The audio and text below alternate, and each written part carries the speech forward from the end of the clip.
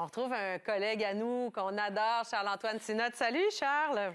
Allô? Alors, ce matin, tu t'adresses à tous les jeunes sportifs là, qui se sont fait dire il n'y a plus d'entraînement, il n'y a plus d'heures de piscine, il n'y a plus de temps de glace, mais ils ont envie de continuer leur progression sportive à travers les événements qu'on est en train de traverser. Qu'est-ce que tu leur dis?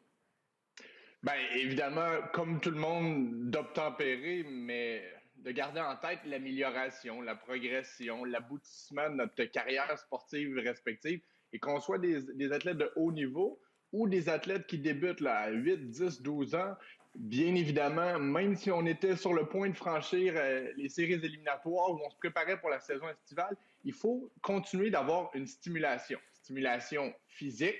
Parfois, c'est un petit peu plus difficile, bien évidemment, parce qu'on est confiné. On n'a pas accès à la piscine, on n'a pas accès au gymnase, à la piste d'athlétisme et au terrain sportif, mais surtout une stimulation stratégique. Et je vais vous montrer un peu comment on peut également impliquer les entraîneurs ainsi que les coéquipiers. Vas-y, explique-nous ça. Bien, tout d'abord, le volet stratégique et le volet amélioration technique. Parce qu'on s'entend, par exemple, vous êtes un patineur de vitesse. Très difficile d'aller travailler sur sa technique. On n'est pas en mesure d'avoir accès à la patinoire, à la natation, même chose.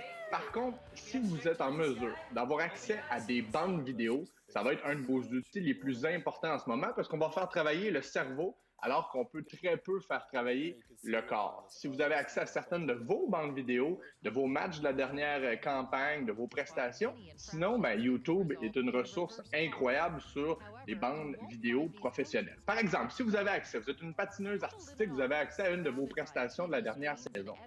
Regardez peut-être avec vos parents ou avec quelqu'un qui est avec vous à la maison de façon plus objective vos prestations. Et donnez-vous des notes. Là-dessus, ma jambe était peut-être pas assez tendue. Sur ça, ma rotation aurait pu être plus rapide. Mon explosivité, par contre, elle était très, très bonne. Donc, vous analysez votre propre prestation, vous vous donnez des objectifs et vous êtes conscient. Pendant une saison, c'est rare qu'on a le temps de prendre du recul et de s'évaluer de façon objective. Donc là, c'est un beau moment pour le faire, pour peaufiner les petits détails en regardant attentivement ce que vous faites de bien et ce que vous faites peut-être un peu moins bien. Et tu dis, Charles-Antoine, profitez-en pour mieux comprendre votre sport. Comment on peut faire ça? Bien, je vous parlais des bandes vidéo. Évidemment, si on se regarde, nous, bien, on travaille sur notre élément, mais si vous pouvez aller regarder des athlètes professionnels, des athlètes olympiques, des matchs de hockey, de football, de basket professionnels, prenez le temps de regarder le mouvement. Quand on regarde du sport, trop souvent, on regarde le ballon, on regarde l'objet, on suit la rondelle.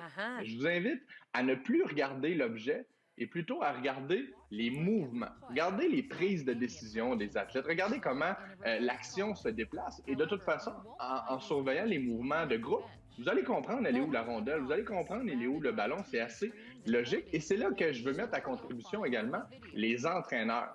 Vous êtes souvent des figures d'autorité très, très respectées par les athlètes. D'ailleurs, profitez-en pour rappeler à vos athlètes, peut-être via groupe Facebook, via Instagram Live, rappelez-leur les bonnes pratiques là, dans cette situation d'isolement.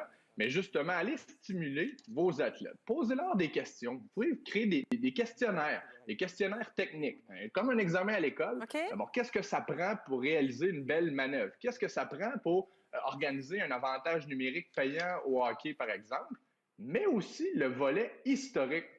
Souvent, les jeunes, on apprécie le sport, on apprécie notre discipline, mais on ne connaît pas l'histoire, toute la construction de notre sport.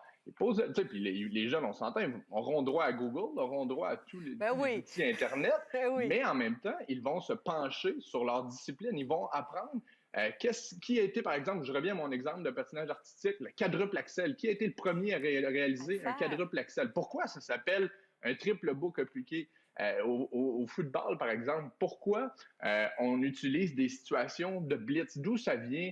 Qui est le meilleur corps arrière des années 80? Et là, on s'implique mentalement dans notre discipline. Inconsciemment, ça fait travailler notre cerveau qui fait travailler notre corps. Puis ça, c'est un point intéressant aussi. C'est complexe, mais si vous êtes capable de faire un petit peu de visualisation, je vais résumer le tout là, rapidement, là, mais regardez-vous en action dans votre tête. Si vous êtes capable de prendre un peu de temps, là, puis comme si vous étiez un partisan de votre propre prestation, vous êtes assis dans les estrades là, et vous vous regardez évoluer avec un peu de jugement. Un esprit critique, c'est ça. un esprit critique et vous vous regardez faire. Donc, vous anticipez le mouvement, vous sautez dans votre tête avec l'athlète sur la patinoire ou sur le terrain. Vous regardez le changement de direction, c'est prouvé que si vous le faites de façon très, très concentrée, donc on bloque les distractions, on est vraiment assidu à la tâche, c'est prouvé que le corps reproduit à petite échelle le mouvement qu'on est en train de voir dans notre tête. C'est pas parfait, c'est pas idéal, mais au moins vous allez maintenir vos acquis, vous allez préserver ce que vous avez déjà. C'est difficile de s'améliorer, c'est difficile de faire de la progression dans cette période très, très unique, mais au moins vous allez construire sur ce que vous avez déjà en banque. Oui, des bonnes cibles là, dans le but, là, puis s'acharner à toujours frapper au même endroit, ça peut porter ses fruits. Hockey Québec va mettre sur sa plateforme en ligne dès aujourd'hui des entraînements aussi pour les jeunes qui ne veulent pas perdre le fil dans tout ça. Charles-Antoine, merci de nous avoir parlé ce matin. Puis on dit à nos jeunes de ne pas lâcher. Là, un moment donné, ils vont la rejoindre, la gang. Ils vont rejoindre l'équipe. Là.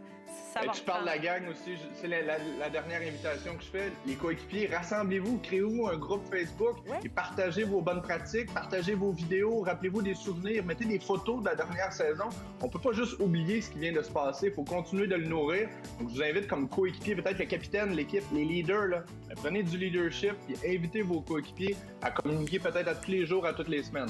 Merci Charles-Antoine. Bonne journée. Bonne journée. Bye-bye.